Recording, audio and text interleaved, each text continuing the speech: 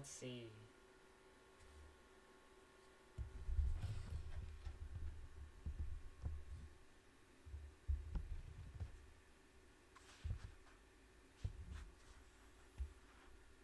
Okay, going over the hero talents that they just released yesterday. I would have gotten to it yesterday, but I ended up being a little busy, I guess. Let's see what these. So it's gonna be druid stuff, evoker, the rest of the paladin ones, a rogue one. Have there been any other rogue ones? I don't think so. And then 2 warlock ones. So let's go for the druid one. Full moon calls down 2 minor moons that deal astral damage and generate 3 astral power. Wait, what is this? Balance and guardian. Okay. Lunar beam now causes you to leech life equal to 10% of all damage dealt to enemies within the beam. Isn't that the silence one? What is lunar beam?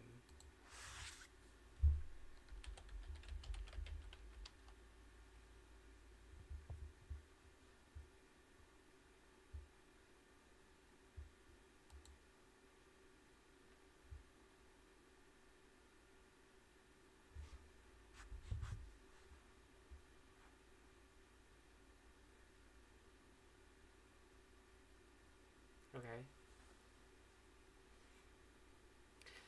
Fury of Elune, Balance, and Guardian now ends with a flash of energy blasting nearby enemies for astral damage.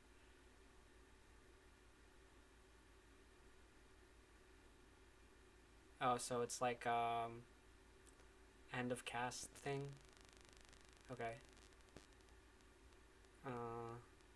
Moonfire and Starfire generate 2 additional astral power. Okay. Free automatic Moonfires from Galactic Guardian generate 5 rage. Okay. So just extra. So extra resources. Moonfire deals 10% additional damage. Okay. Bear form and Mugen form reduce arcane damage taken by 6% and all other magic damage by 3%. What is next expansion? War Within? Why arcane damage though? That seems strange. I guess like all magic damage by 3% is okay, but it seems strange that it's specific arcane damage. I think it would have been better for all magic damage like 5% maybe, or maybe that's too broken. I don't know. Each non-arcane damaging ability you use increases the damage of your next arcane damaging. Increase the by 3% stacking, so 9%. Is there like a time limit on this? I assume so. So depending on like the length of the buff, depends on like how easy it is to keep up, I suppose. Enemies damaged by full moon, fury of Elune, or lunar beam take a 4% increased damage from you for 6 seconds. Okay. Enemies affected by moonfire are slow. Okay, whatever. 30% slow. I don't know if that's even useful. Like, slows, especially one that's only 30%, is so like meh. Using wild charge and bear or Mugen form incurs a 3-second shorter cooldown. So this might be better for like movement, but I think this is more PvP. I don't know, that seems kind of mediocre. Like even Moondust in PvP sounds like awful. Whatever. I mean, it might be good for Elune's Grace might be decent for like leveling. I can't imagine what else it'd be good for. Stellar Command. Increase damage of full moon by 15. Increase damage of lunar beam by 30. Increase damage of Fury of Elune by 15%. I mean, that's a pretty good bump. Like, they both get the Fury of Elune one. And then I guess it really depends on like the base damage of lunar beam and full moon, I suppose. And then lunar calling.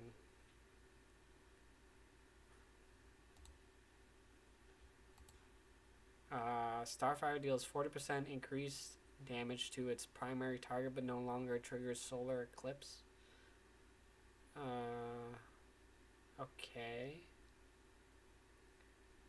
Thrash now deals arcane damage, and its damage is increased by 12%. So Thrash is a bleed or physical damage normally, right? So it'd be better against like. Would it be better against? I'm actually not sure how that is calced. Interesting. Okay.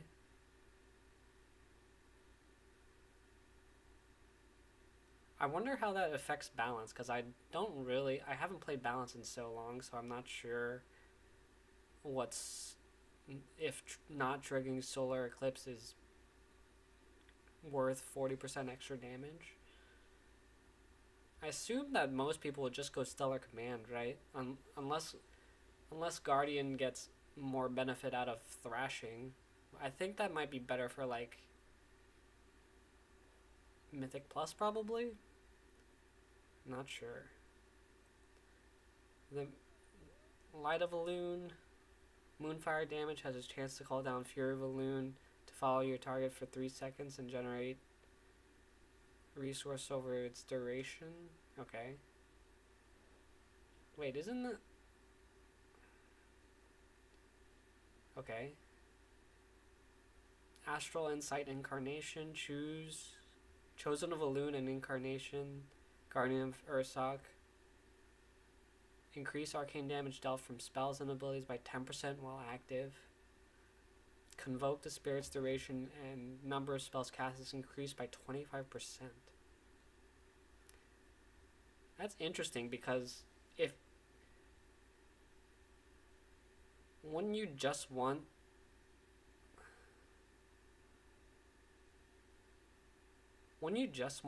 the free Fury of Elune? I guess it really depends on like how often it procs, or if it has an ICD. Because balance seems like it's gonna get a ton of resources with all these like different abilities. So I guess it really depends if you go Incarnation based on like how much you value Convoke. Although increasing arcane damage might be worthwhile if you go Lunar Calling for Guardian. Not sure. I don't know if that's worth it. It's just 10% off of 12%. Well, no, I guess like it is arcane damage now, so I'm not sure. Okay. All arcane damage from your spells and ability. Okay, just another stack of arcane damage. Interesting. Lunation. Your arcane abilities reduce the cooldown of Fury of Elune by 2 seconds. And the cooldown of New Moon, Half Moon, and Full Moon by 1 second. Okay. So, if you want to... I feel like for balance, the Lunation is always the choice, because the other talents are buff or seem to be centered around Fury of Elune, at least a decent chunk. Same with the Guardian one. I guess if you don't want to think about it, but even for Lunation, you don't really think about it. You just kind of do it, right?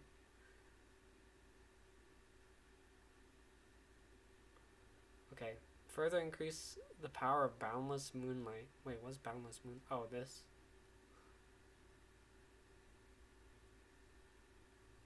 balance. Full moon, new moon, and half moon are also cool down one minor moon. Okay. Lunar beam. Lunar beam increases mastery by an additional 8% and deals 30% increased damage and lasts 3 seconds longer. So yeah.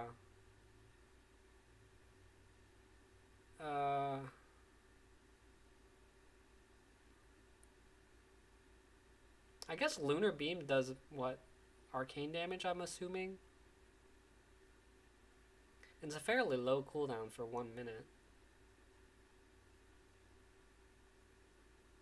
Okay. Fury Balloon. The flash of energy now generates resources and its damage increased by 50%.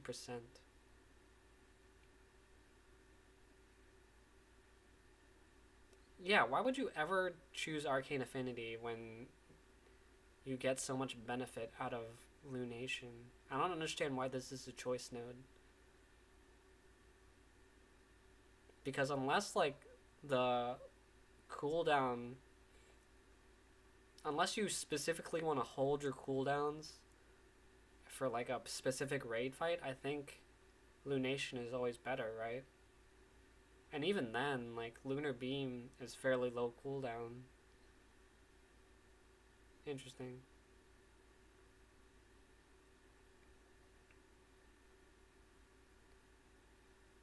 Yeah, you'd always choose Light of Balloon for this one, for sure, right? And Stellar Command. Yeah. I mean, unless Guardian's Thrash doing arcane damage is super worthwhile, I think you'd still go for Stellar Command, right? Because Lunar Beam damage. I guess it really depends on how much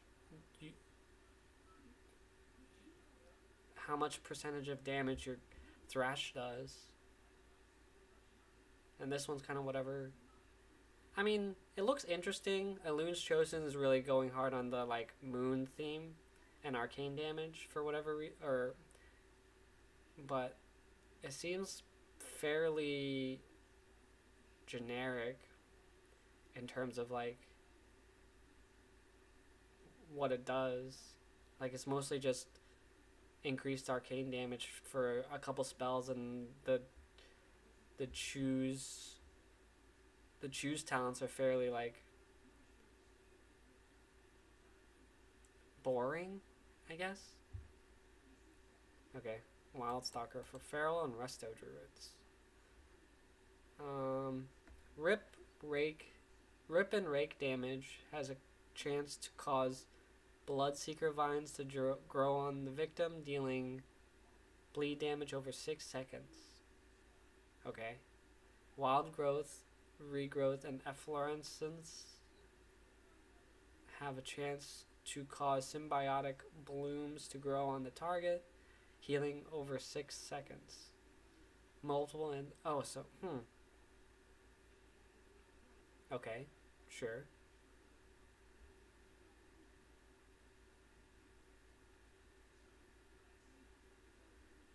Damage and healing while in cat form increased by 5%. Cat weaving, let's go.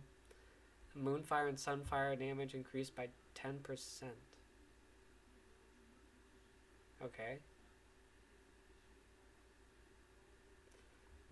Wild Growth and Rake lasts 20% longer. Okay.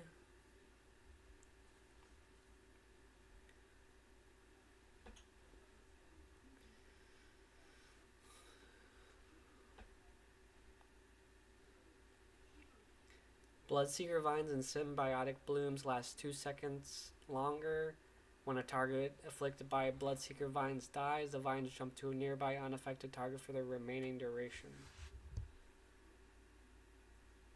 So since they stack, you can still spread this dot technically on all the units. So it'd be really good for Mythic Plus if they can, like, if they can get it up on everyone, I suppose. It's really good funnel damage now that I think about it. Because if you dot everyone and then there's one big thing, I feel like that'd be really good, right? Feral Druid sounds pretty strong so far. Root Network. Each active Bloodseeker Vine increases the damage of your abilities.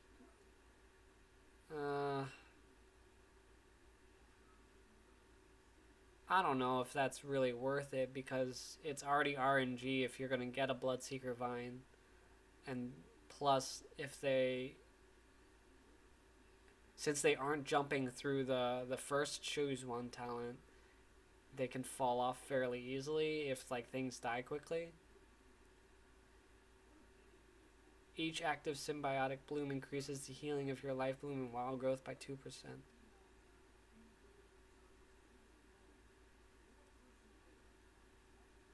So this is pretty much just a feral for the first one and resto for the second one, because there's no way the first one isn't better for most things, right? Well, no, I guess the second one is better if it's single target boss. And I guess if even if it is a single target boss, you can get multiple ones, right? Yeah. Yeah, so the resilient flourishing is just worse for Resto, right? Okay.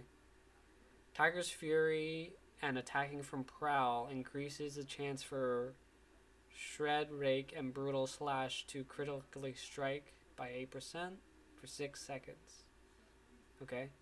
Casting Regrowth increases the chance for your periodic heals to critically heal for 10%. Okay. Enemies pulled into Ursal Vortex are rooted for 6 seconds. Damage may cancel the effect. Oh, that's nice. During Barkskin, your movement speed is increased by 10% and every second flowers grow beneath your feet that heal up to 3 nearby.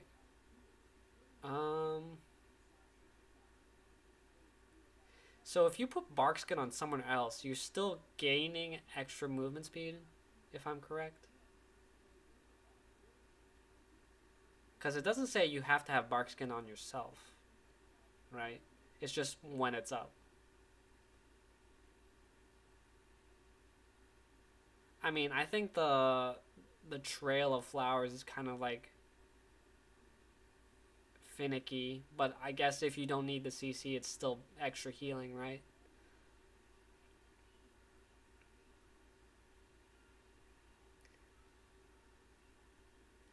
And the movement speed is like not terrible. I guess if you don't need the CC, the Flower Walk is kind of just like what you're gonna choose otherwise. When Bloodseeker Thorns expire, they explode in thorns, dealing damage to nearby enemies. Damage reduced above 5 targets. Okay. When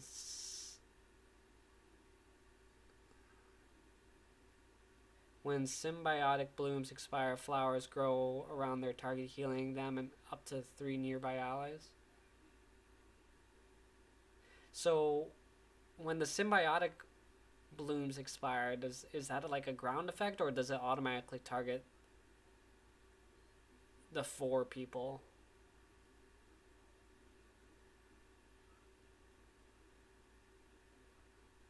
Because if it's a ground effect for the healing one, that seems pretty awful. And the Thorns one, if you choose Resilient Flourishing, I think that's strange. Because technically they don't expire, right? Well, no, I guess they still expire. It's only if the target dies prematurely, right? That might be a little awkward. So this one's just straight up damage and healing increase, okay? Healing you receive is increased by 10%? Really? Regrowth healing on yourself is increased by 50%.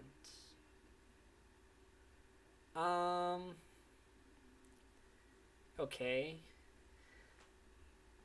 Do you ever cast regrowth on yourself if you're a cat? I'm actually not sure. Seems whatever. When Bloodseeker vines or blooms grow, they have a 10% chance to cause another growth of the same type to immediately grow on a valid nearby target. Okay, so that's good for the damage one, but the healing one might be weird because it might just go on someone that's full health unless a valid target for healing one also means someone that is can be healed, maybe?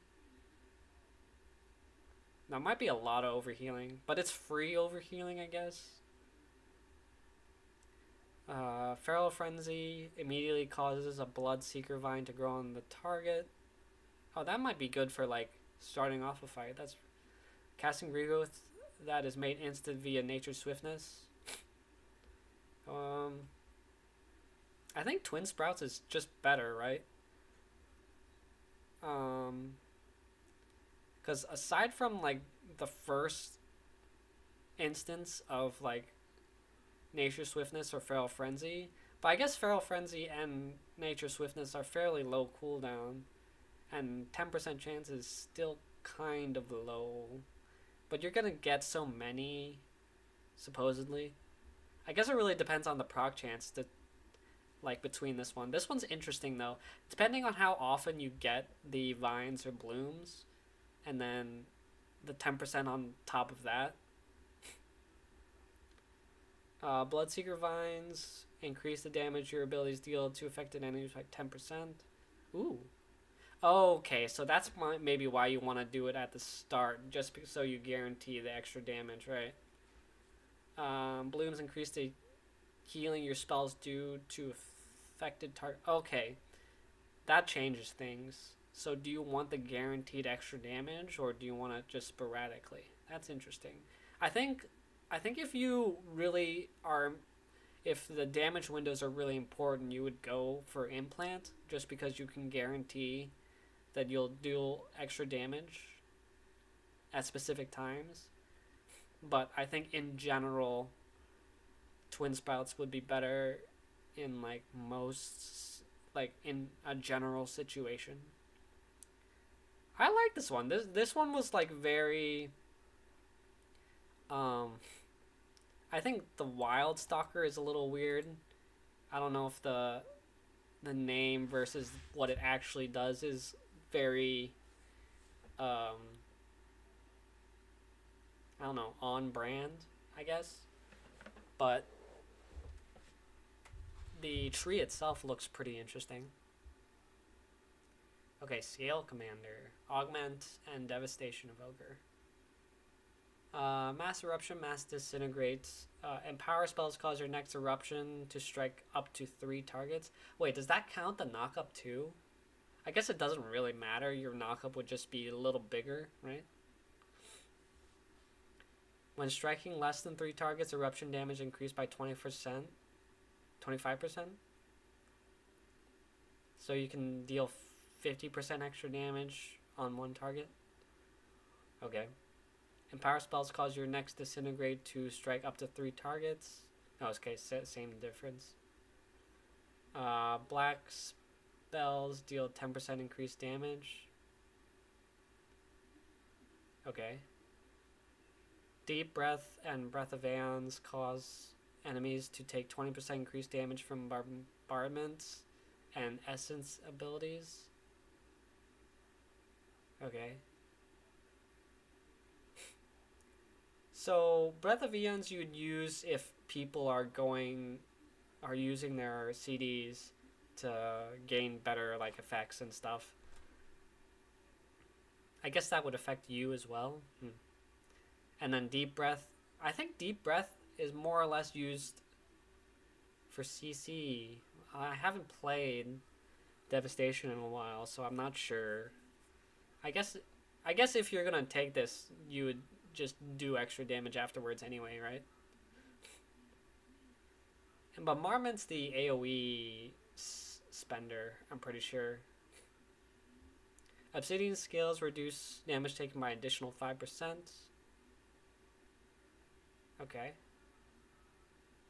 knocking an enemy up or backwards reduces their damage done to you by 15%. I mean, that seems like good PvP. Hard scale seems like better for like one-shots and stuff. Although you're not tanking, so I don't know how menacing presence would be useful. Because it won't work on bosses, or at least like raid bosses and stuff, right? Mass Discrimination is great, and Mass Eruption, mark your primary target for destruction for the next 10 seconds. You and your allies have a chance to trigger a bombardment when attacking marked targets, dealing volcanic damage split. Okay. Bombardments reduce the cooldown of Deep Breath and Aeons by 1 second for each target. That's huge! AoE. That's crazy. I guess you're gonna always go for the talent that makes you take reduced damage when you're flying then.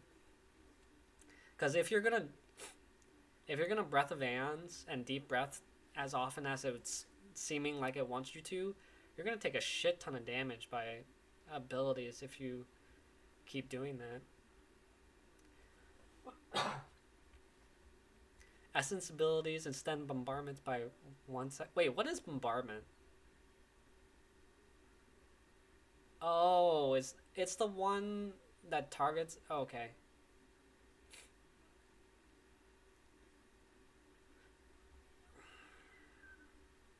Bombardments have a chance to generate essence burst. Okay. Deep Breath and Breath of Aeons can now be steered in your desired direction. In addition, Deep Breath and Breath of Aeons burn targets. So steering, you can like move. Like how much movement do you have though? Can you just like turn left or right? Can you like go backwards? Like can you double back? I doubt it. That's gonna be weird. I assume you can only turn left or right. Entering, I feel like that's gonna be very buggy if it's like not implemented properly. Entering combat grants you a charge of burnout, causing your next living flame to... Okay, interesting. Each second you are in combat, Azure, Strike, and Living Flame deal 1% increased damage up to 50%. Okay. While hovering, damage taken from area of... Ooh, that's nice. Deep Breath and...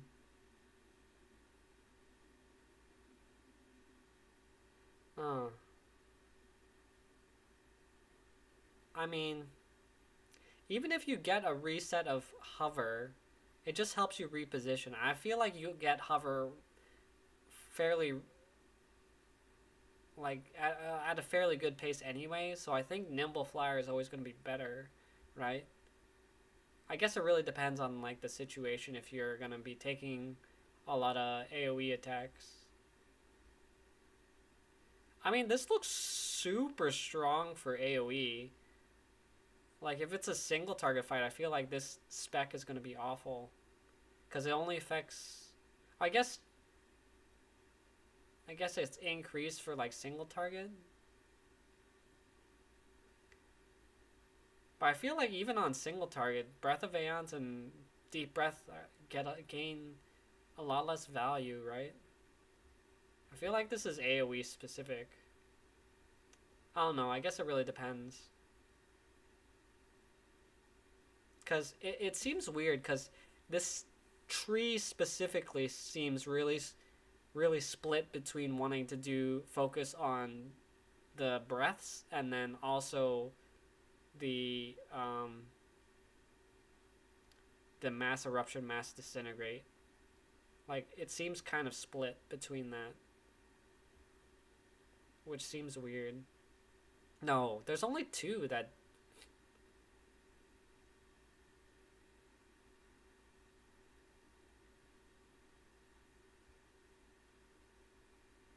That seems weird.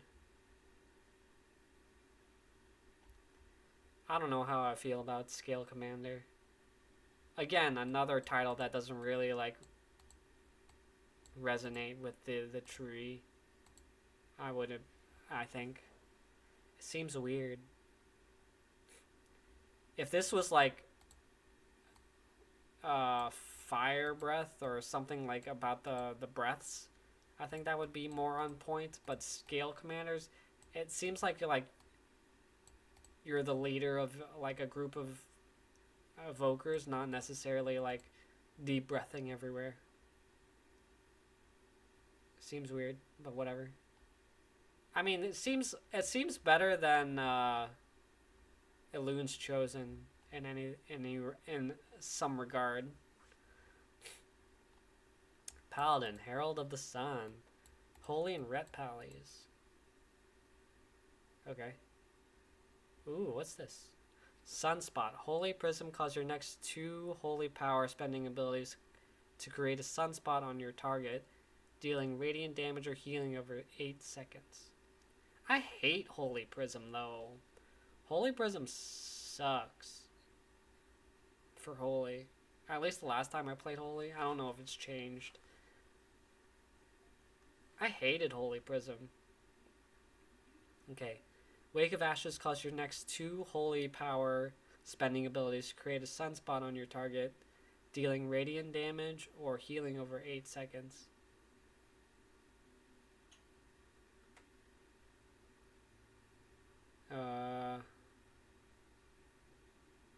Okay. 10% of sunspot's damage and healing radiates to nearby allies or enemies, reduced beyond 5 targets. Ooh. So I assume sunspot is gonna be like pretty important. That's really good for AoE, right? Although pretty shit for single target if I'm keep it reading. Every 5 seconds, Morningstar, every 5 seconds your next sunspot's damage or healing is increased by 5% and stacking up to 10 times.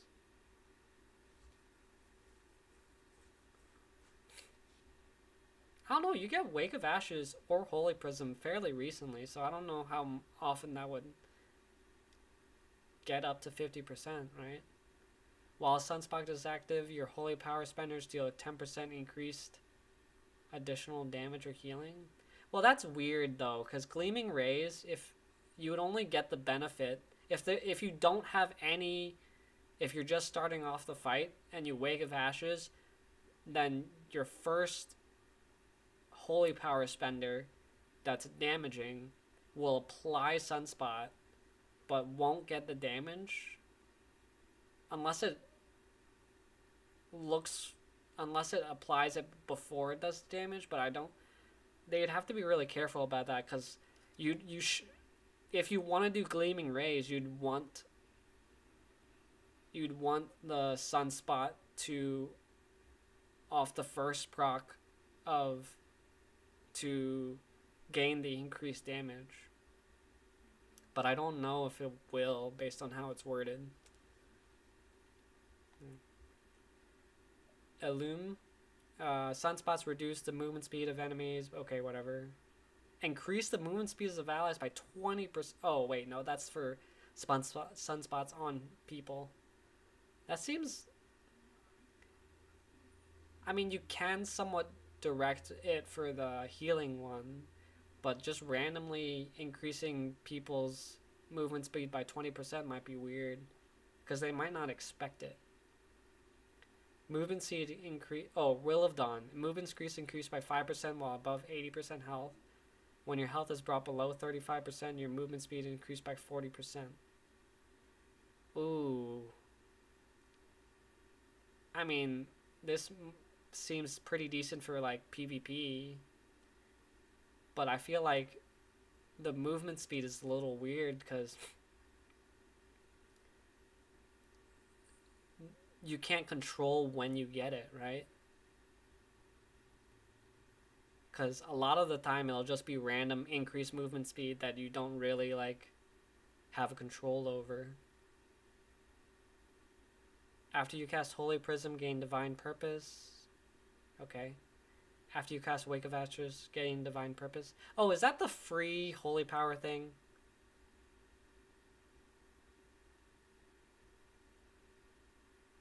Okay. Heals an ally. Oh, Eternal Flame replaces Word of Glory. Heal an ally immediately and over additional 20 seconds. Healing is increased by 25% when cast on self. So more survivability.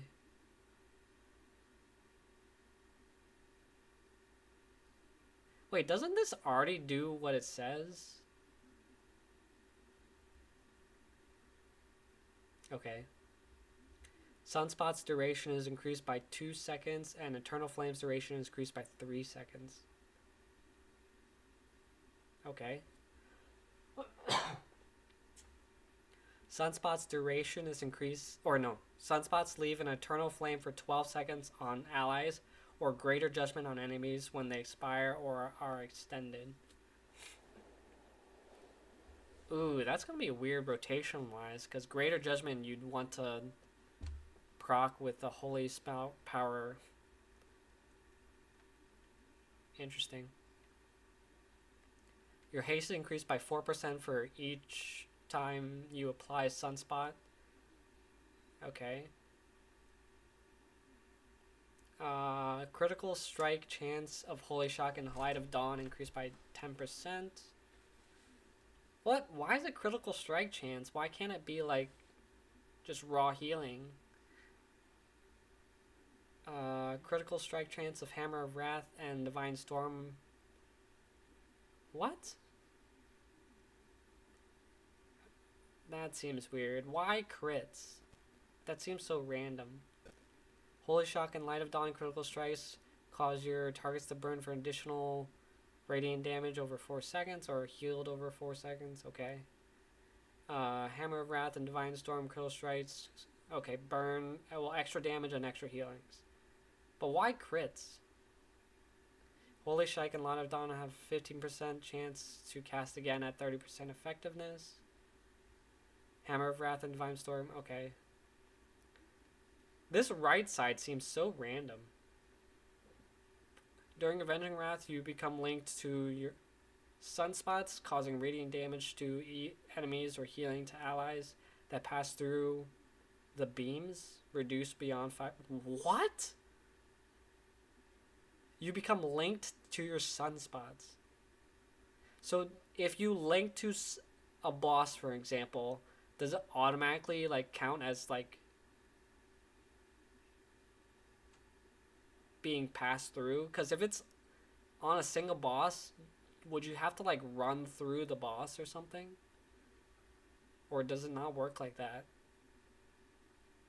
Acting Avenging Wrath applies 4 sunspots onto nearby allies or enemies and increases sunspots damage by 20% and healing by Okay, see, that seems really finicky. Because if you have to have it on an ally to proc it on a single target boss, that sounds awful. That actually sounds awful. But if it works on a single target, that seems broken. But I can't imagine, like, let's say you're solo against a boss, for example, or a single target. If this works the way I think it does nothing. At least for Ret. I guess for Holy too. That sounds awful. I guess it really depends on how it like functions, but this sounds awful. This like capstone sounds terrible. Okay, Templar. Prot and Ret. Let's go. Eye of Tear is replaced by Hammer of Light for 12 seconds after it's cast. Hammer of Light. Hammer of Light. What's Hammer of Light? Wake of Ashes replaced with Hammer of Light. Okay. Hammer down your enemy with the power of light, dealing holy damage to the target and up to near 4 by enemies. Additionally, calls down hammers from the sky to strike 3 nearby enemies for holy damage. Costs 5 holy power.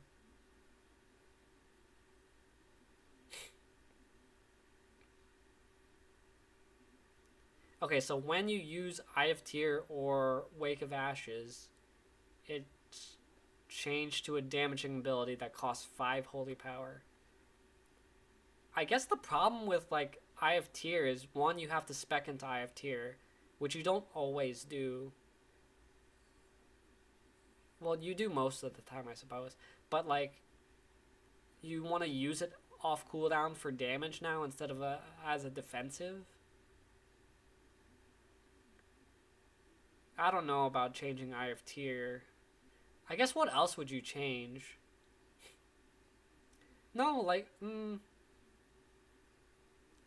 I guess Eye of Tyr is like low enough cooldown, but it's still like a defensive at the end of the day, right? So I feel strange that it wants to change Eye of Tyr. Whatever. Let me keep reading. Templar's Watch. Hammer of Light and Eye of Tyr deal 30% increased damage when striking only one enemy. This amount is reduced by 6% for each additional enemy. So up to 5? No, I guess like 4 or lower, it does increase damage. Hammer of Light and Wake of Ashes deal 30%. Okay, so same difference. Divine Toll grants up to 100% increased damage to your next 3 judgments when striking only one enemy. This amount is reduced by 20. Okay. Interesting.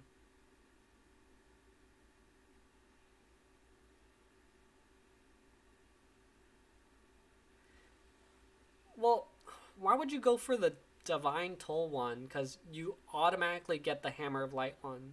So it's always better to get the Hammer of Light one, right? Well, at least for like bosses. No, like even in Mythic Plus, you'd still fight a boss solo, even if it's like fortified, right? So why would you ever go for Whom the Bell Tolls? Sacrosanct Crusade. When you cast Eye of Tyr, gain Shield of Vengeance at 10% effectiveness. Okay. When you cast Wake of Ashes, gain Shield of Vengeance. Interesting. Isn't that just damage reduction? I don't think it's... if I'm think... Wait, what is Shield of Vengeance? Let me check.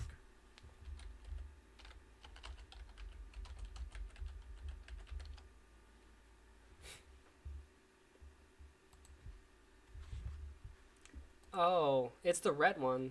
That's weird. Okay, so Shield of Vengeance is the red one that like gives you a shield and does damage when it pops. Interesting. Calling down a hammer has a 10% chance to reset the cooldown of Hammer of Wrath, making usable. Okay. But you only get those hammers from Light's Guidance, right? Casting Judgment increases the damage of Empyrean Hammer by 10%. Okay.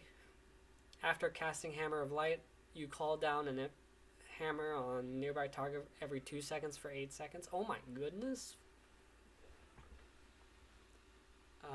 Crusader Strike, Hammer of Wrath, and Judgment extend the duration of Shake the Heavens by 1%. Or 1 second. Okay, this one. So you're just constantly dealing damage. So yeah, that even makes Templar's Watch even more important, right? No, I guess it doesn't. I guess it doesn't affect the hammer part. Crusader Strike. Oh, same difference. Okay. Shield of the Righteous or Hammerfall. Shield of the Righteous and Word of Glory calls down hammer on a nearby enemy. While Shake the Heavens is active, this effect calls down an additional hammer. Oh my god, hammers everywhere. Templar's Verdict and Divine Storm. You gain a stack of Light's Deliverance when you call down a hammer at 50 stacks. Casting Hammer of Light empowers you for 12 seconds to cast Hammer of Light. Oh my god, you can call it twice? That's crazy. When hammer critically strikes, 60% of the damage is dealt to nearby enemies. Enemies hit by this effect deal 5% reduced damage to you. Dude! More... Ret is becoming more unkillable. That's crazy.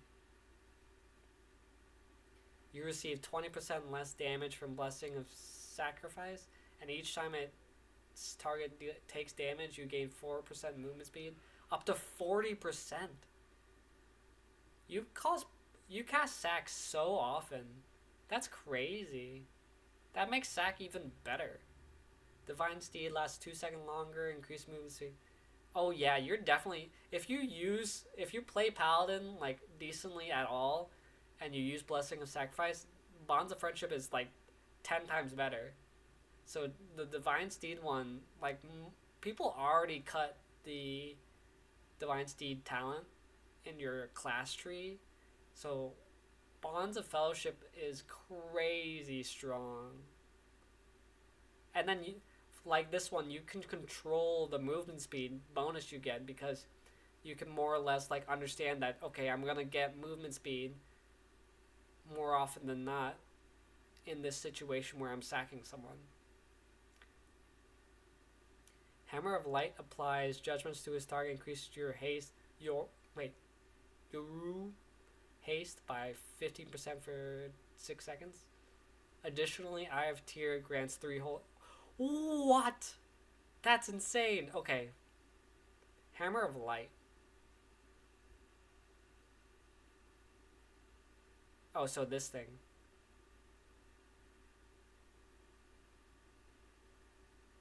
So you just get 15% haste every time you use Hammer of Light. And you gain 3 holy power using Eye of Tyr. So I was a little bit worried about not getting enough holy power to use Hammer of Light. And then Ret, it's not that bad. You fairly fast get holy power. So I wasn't worried too much about Ret casting Hammer of Light. But Prot casting Hammer of Light, it can be fairly difficult if you, like, don't prepare for it. But the fact that Eye of Tyr already grants you 3, you can get 2 fairly quickly, even if you're at 0, right? But then you have to be careful not to overcap, so you have to cast this when you're at, like, 2 or lower holy power if you want to do it properly. Oh my god, Templar seems so badass. So much better than the other ones. Herald of Sun is, like, dot central and seems awful. But Templar looks badass. Templar is amazing. I mean, we got one good Paladin talent tree. The other 2 are, like, suck. Alright, Trickster Rogue for Outlaw and Subtle. Feint now grants 2 combo points and quickly slashes with an unseen blade, dealing damage to nearby enemies. Target struck are phased for 5 seconds. Phased enemies take 5% more damage and cannot parry your attack. Wait, can't you cast Feint? Oh no, Feint is the defensive one, isn't it? What is Feint? I thought Feint was the one that lets you take less AoE damage.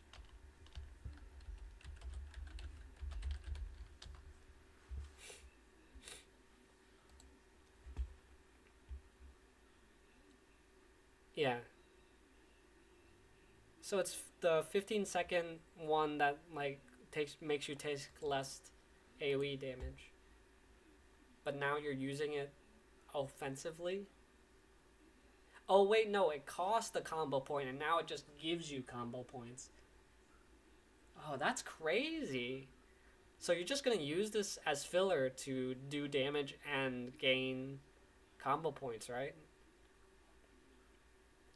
Attacks that generate combo points deal 20%, 25% increased critical strike damage to phase targets. Okay. Tricks redirect is increased. Why? Blind and Shroud of Concealment have 10% reduced cooldown.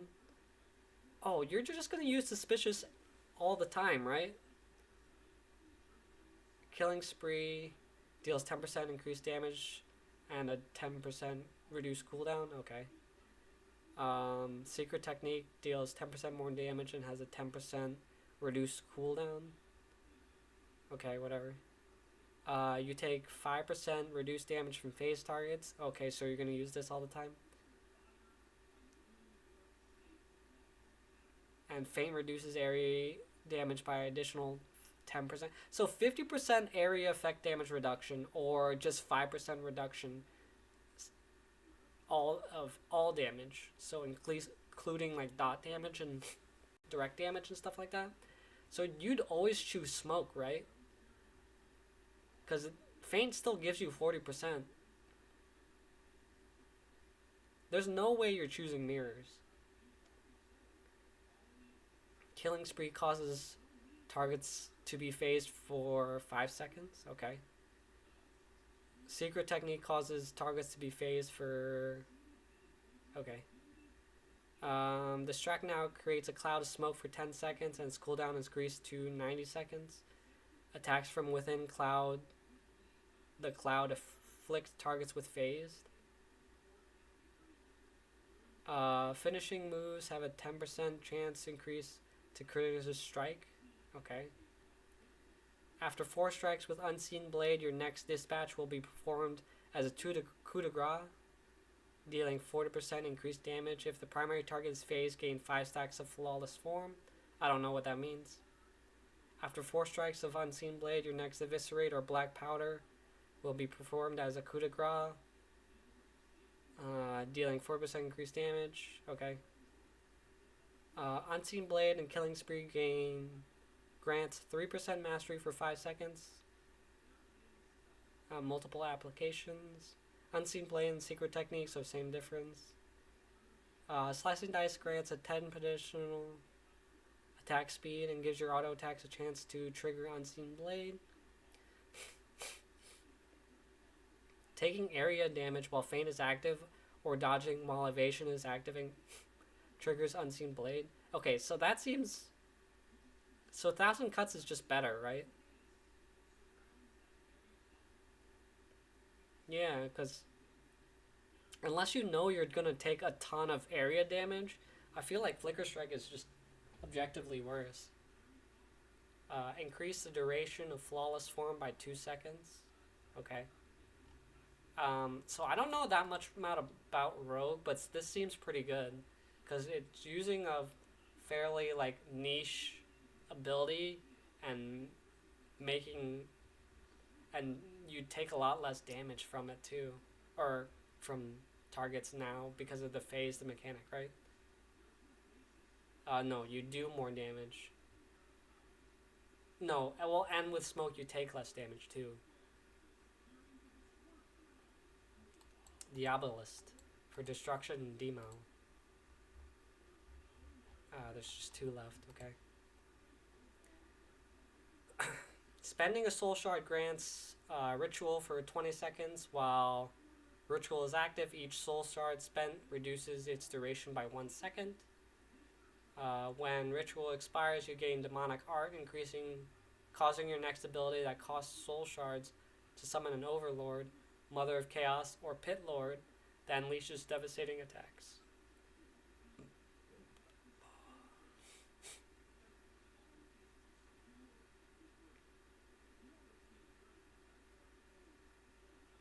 Okay.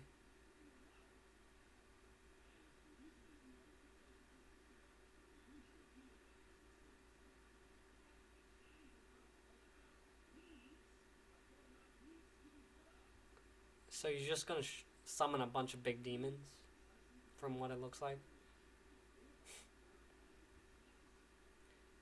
Enemies damaged by your overlord have their souls cloven. That seems like a weird word. Increasing damage taken by you and your pets by 10%. Okay.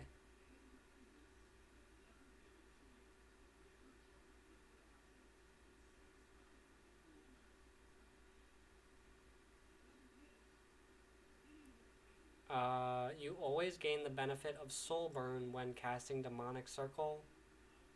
Teleport, increasing your movement speed by 50% and making you immune to snares and roots. Okay. Howl of Terror reduced by 15 seconds and the range increased by 5 yards.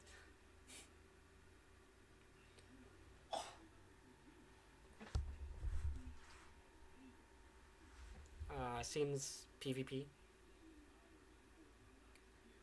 Flame damage increased by 2% and damage dealt by your demons increased by 2%. Okay. Ritual increases the damage of your next ability that costs soul shards by 30% and reduces the cast time by 50. Okay.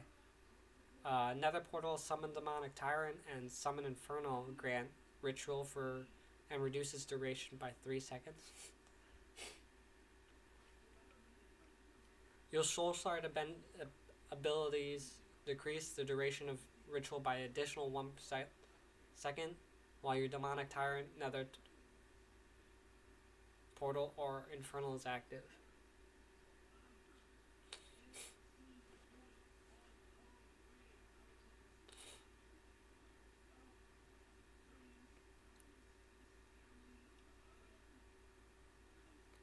So I guess it depends. If cruelty, if you can have multiple diabolic or rituals active, I feel like cruelty would be better. But Infernal Machine might be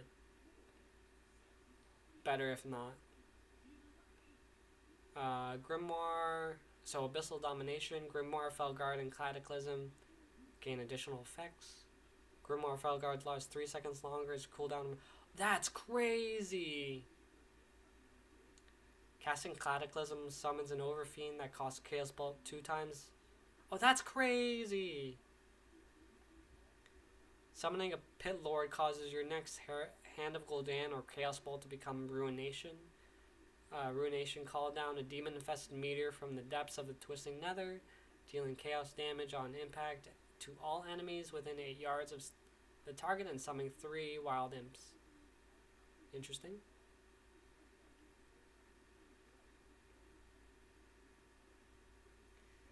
Mother of Chaos empowers your next Shadow Bolt or Incinerate to become Demon Fire Barrage. Channel a barrage of 4 Shadow Bolts at 150% effectiveness towards the enemy over 1.5 seconds. Okay. Unending Resolve heals you for 30% of your max health over 10 seconds. Resolve grants Soul Leech equal to 10% of your max health, increases the maximum Soul Leech.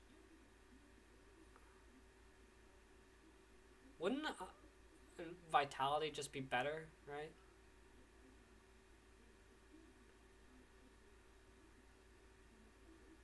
Yeah, Vitality is just better, right?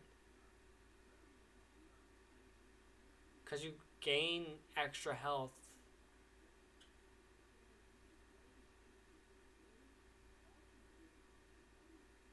Hand of Gul'dan deals 15% increased damage for each soul shard spent. So 45% increased damage for 3 soul shards. That's crazy. Enemies marked by your Havoc take 5% increased damage from your single target spells. Isn't Havoc the one that like splits your Chaos Bolts and stuff like that?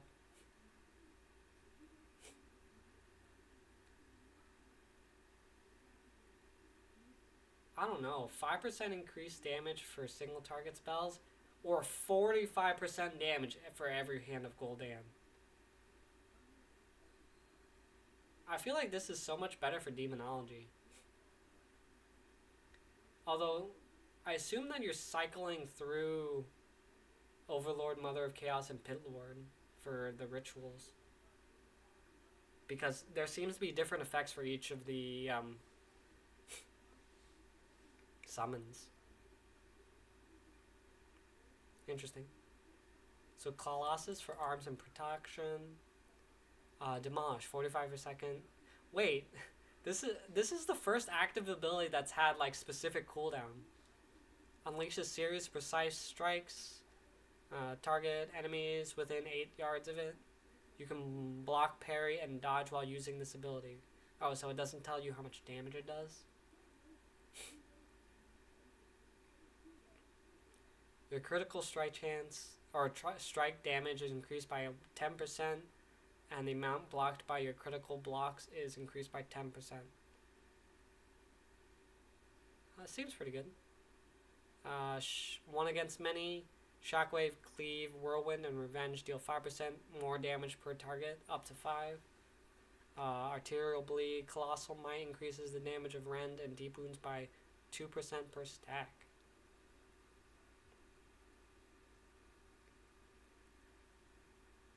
Okay.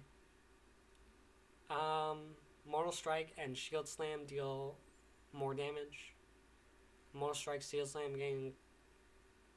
grant a stack of Colossal Might. Colossal Might increases damage dealt by Demolish by 10% and stacks up to 5 times. Demolish consumes Colossal Might.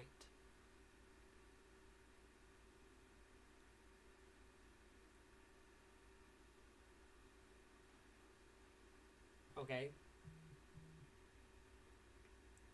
So you have to Shield Strike or Mortal Strike 5 times before you can use Demolish. And Colossal Might increases the damage of Rend and Deep Wounds by 10%? Okay. But if you're removing them every 45 seconds, that seems weird. Colossal Might increases damage of Overpowered Revenge by 2%. So I assume since it stacks, it's 10%.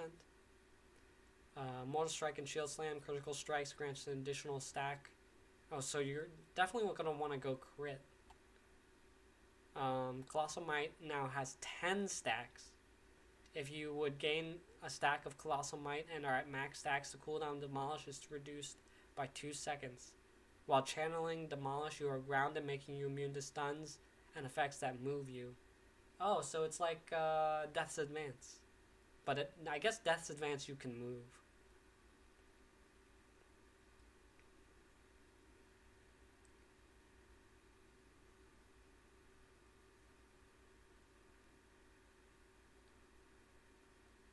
So 10. So this would be 20% increase. 20% increase. Shockwave, stun duration, okay, 2%. Or 2 seconds, rather.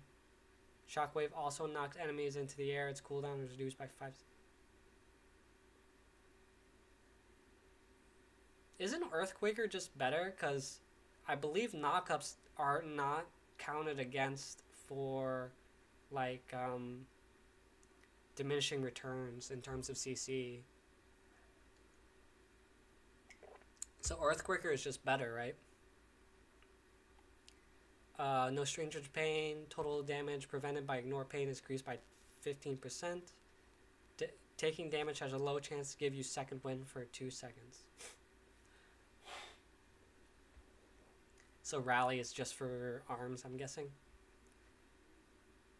You deal 5% more damage and take 2.5 less damage. Size increased by 5%. Okay. This seems fairly simple, but like I think I kind of like the cycle nature of Demolish and Colossal Might. It's fairly simple, but I like it. It seems pretty good for both specs too. Okay, so for all of them, there are a couple that I don't know as well. Loon's Chosen seems kind of boring, but okay. I guess it really depends on how... I think this is more interesting for Guardian than it is Balance, but Balance, it looks like they're going to get a shit ton of resource gain, so I guess depending on how good that is for Balance, this might be pretty good. Wildstalker looks really interesting for Mythic Plus and Raid, at least for Healer for Raid. Depending on how Which one? Depending on how bursting growth works, in terms of like if you have resilient flourishing in terms of the damage one, if it hops to another target, does it count as like expiring? Because that might make damage the damage portion a little awkward. Skill commander looks interesting, but it seems kind of like out of place. Like it doesn't seem to mesh well. Like only two abilities interact with the mass version, and then the rest is pretty much just Deep Breath for Breath of Aeons. Herald of the Sun looks boring. It's like dot central. Templar is badass. Probably the go-to for Ret and Prot. For Holy, I'm not sure. You're most likely going to go Herald of Sun, but I think like the one thing I don't like about this is Sun's avatar looks like super finicky. And finicky like talents are just not good because more often than not, I believe that you'd depend on like a coordinated group to get the most benefit out of this. So it might be good for like high-end raiders or stuff, but even then, it might be too finicky to be worth it. Templar is a badass. It's really good flavor, a lot of flashing things, and all in all, not like too complicated.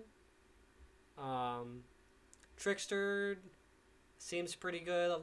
More damage reduction and combo generation.